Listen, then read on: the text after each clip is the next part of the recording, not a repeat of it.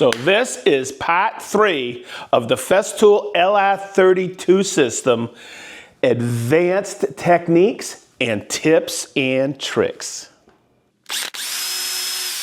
So a lot of questions have come up in the comments of the first 2 videos, but also on our Patreon account, we have a one Sunday a month live stream for our patrons. And what we had was an LR32 1-hour session, and a lot of questions came up. So here we go with a lot of those answers. Okay, so you always see the SedgeTool shop using the 1400 to punch out the system holes. Somebody asked in the comments, hey, could you show how to hook up the OF1010 to it? These are the only 2 Festool routers that hook up to the LR32.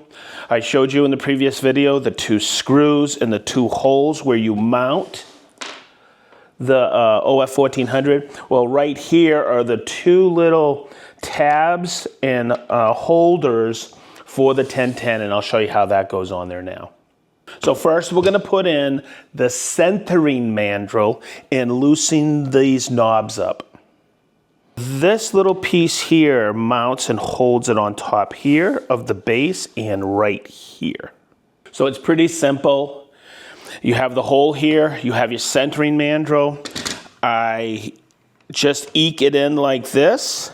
I press down so the centering mandrel is in that hole, and I lock it down. Now that I have it centered on the plate, I kind of make sure it's just the way I do it. You could have it cocked like this or cocked like that.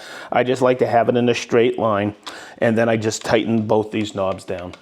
Now here's the first tip when you're using the 1010 on the plate.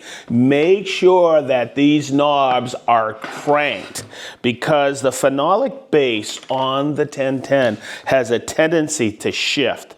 So I really crank these down. Then I'm ready to install my bit and get punching. Here's a question I get asked quite often. How do I use that high piercing pointy bit to do a center panel? Well, it all depends. And there's a lot of tips and tricks in this one. Okay, so on this walnut cabinet we did with the domino connectors, it was really easy because I did, and this is the way I would always build it, I would always pin my bottoms and tops between the center panel. But what if you had an existing cabinet and wanted to put a center panel in? Okay, so there's a few things you got to remember. You got to cut this width a little bit shy because we have that recessed back in there. So I made that cut. I cut it perfectly to fit there. But I want to make sure that these holes line up with these holes, which they do, but also these holes in the center line up. And there's something that you may not understand, and I'm going to clarify for you. When I mentioned the width, it's going to bang up against the back here. It's a pretty simple measurement. You're just going to rip off, if you have an existing piece, right, the back groove. Remember, these were balanced. They were cut on a what? A measurement of 32 millimeters. This is no longer a balanced panel, but we can make it a balanced panel by saving the offcut that we just ripped off. So in the first video, I talked about the side of the cabinet, and I mentioned that with the end stop, we utilize 16 up and out. So I'll set that over here. This is no longer a balanced panel, the center panel, but I will make sure it ends up that way. So it's 16 facing up and out toward me, and I just lock it in.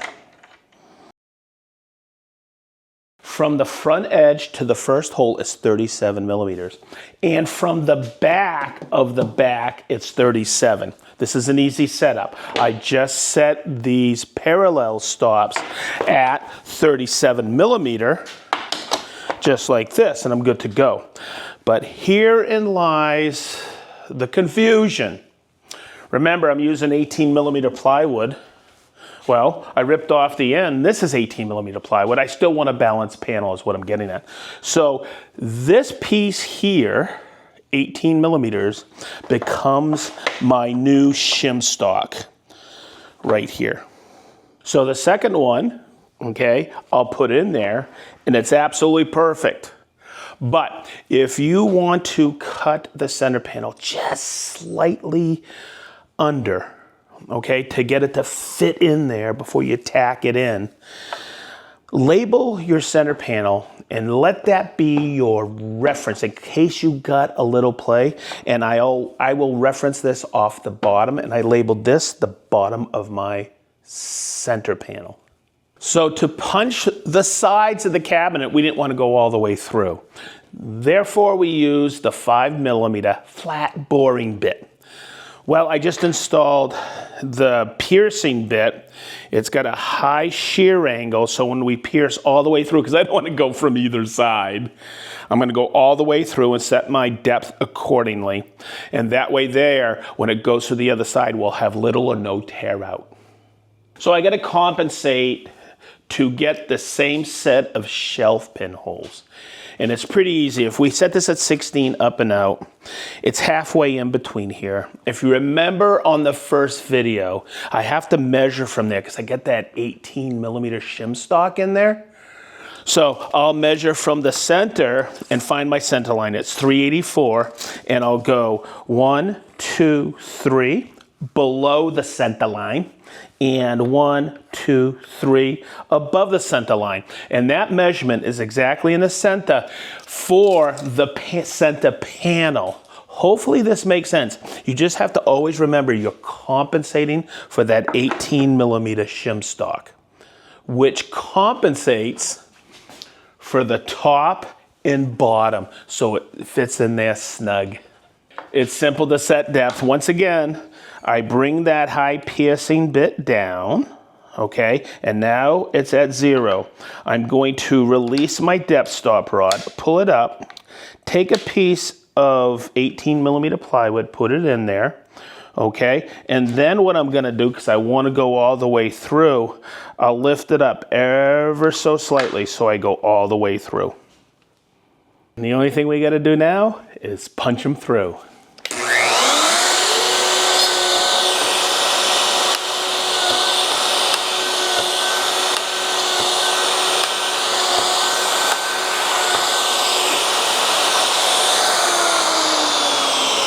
Remember to always keep your hand on the plate until the router is down from speed. So what I wanted to verify is I flip it over that I get all 6 holes, and these are really a nice clean hole. It's pretty simple to do the back holes. It's still set at 37 millimeter. And we work from the bottom where we labeled it in case there's a little shimmy room in there, and we take our 18 millimeter shim stock and bring it right on in.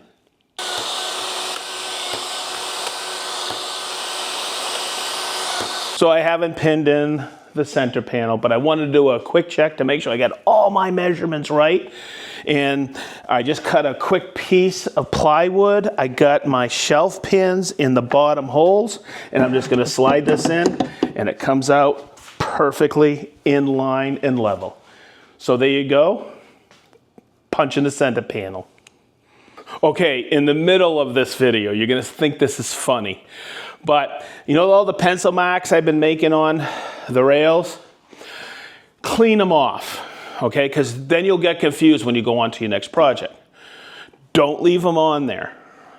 And I have tried, in the beginning, I tried alcohol, I tried mineral spirits, I even tried lacquer thinner. Nothing touched the graphite on this, these pencil marks. So what I use now, I mean, it's wicked cheap. I spray a little crud cutter on here. I buy it in bulk, so I use this for everything. I clean my bits, I clean my blades with it. I let it sit there for a few minutes, and it removes it so easy. Here's another great application, advanced technique. What if I'm doing a tall pantry side, and I want to have a continuation of these 32 millimeter holes to end up here perfectly at 32 millimeters? Well, I can do one of two things. I can, buy a longer rail. It's available from Festool. It'll be in the description below. Or get another FS LR 32 rail. That's what I suggest. But to connect them used to be a pain because this is the old end stop. I'll show you this up close. And I had a technique, and if you still have these, you could still connect them, and I'll show you how. Remember what I said with these end stops? These are the newer version. When I say newer, they've been out there about 10, 11 years. They're flat right here, not rounded like the old ones. But they have the markings here, 16 and 32 up and out. And they have this double line here, and that's for connecting the rails. I'll show you how.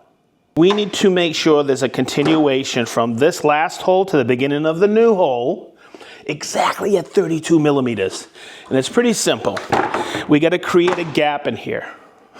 Okay, now, what I did is I put the rail connectors in on one side, and I tightened the 3 millimeter hex screws. And then I'm going to take my connector, and remember I showed you those two little hash marks? And you see these little points here? Those fit in the holes. So I'm going to line it up so I see those little hash marks in the center here. And then it fits in there like this. And then what I do is right here, so because I still got to tighten these hex screws, I'm going to put the knob in there so it holds its accuracy. And you just tighten these, and then turn it over and tighten the other two.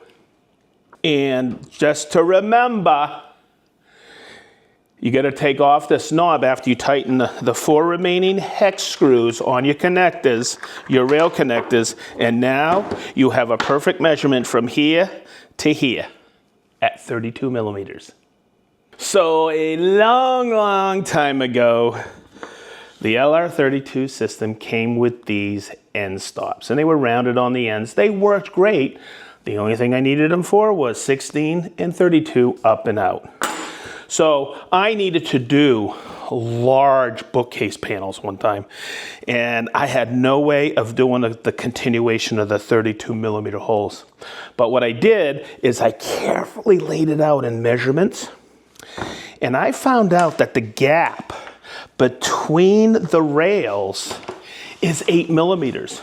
So the only thing I would do is I would take my two brad point, my two 5 millimeter pointed bits, whether shear point or flat bottom, put them in here and tighten it up, and I had a perfect continuation. So if you have the old end stops, this is a quick fix. I'm gonna help you speed up your operation if you got a boatload of cabinets to punch with the LR32 system.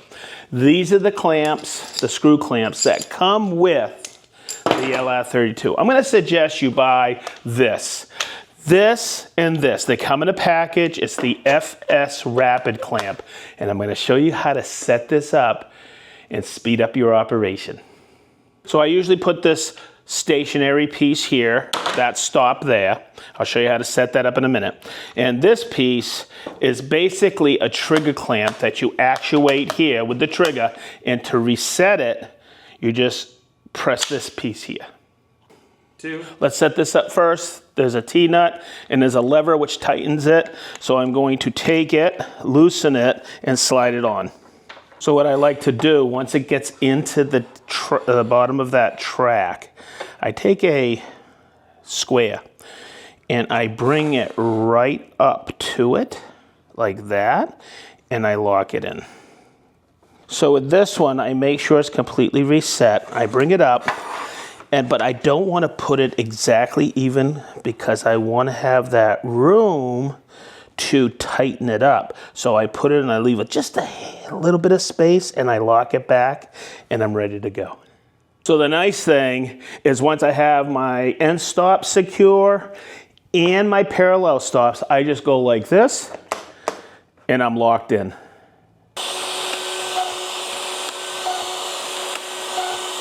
Hey, if you've held in there this far, thank you so much, and congratulations, because now I am going to address the #1 question I have been getting for over 20 years. How do I bore a set of holes in the middle of a base cabinet for a half shelf or for drawer slides where I have a hole in the middle and the parallel stops don't reach there? Check this out. So if you've ever opened up a base cabinet, you'll see that sometimes here's the front of the cabinet, here's the back. There's a half shelf in the middle. And so I want to create some shelf pin holes. I laid it out, and now I have to set up my LR32 system to bore those holes. It really is quite simple once you understand a few techniques. So what I'll do is I put my brad point bit in there, the flat bottom boring bit, and that's got a point, and I'll bring it right down to my center line.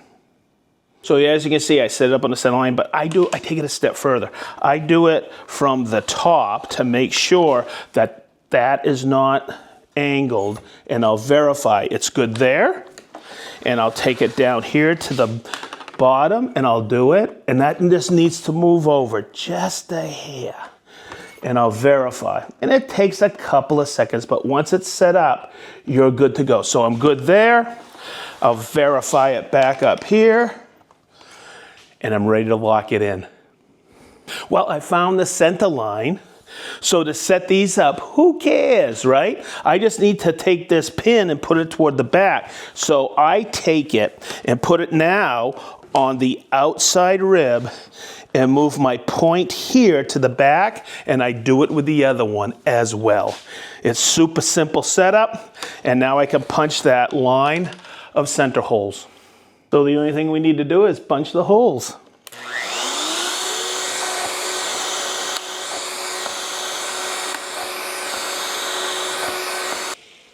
So let's check them out. Absolutely perfectly in line. Woo! Hey, if you made it to the end, the very end, which this is, thank you for subscribing. We really appreciate it. Don't forget, we have a Patreon account. Become our patron, and you get a full 1-hour session once a month on a Sunday morning with a great group of folks. Also, if you have questions, leave them in the comments. It helps us develop new videos for you. So, as we always say, from the SedgeTool shop, be positive and stay sharp. And boy, do we mean wicked sharp.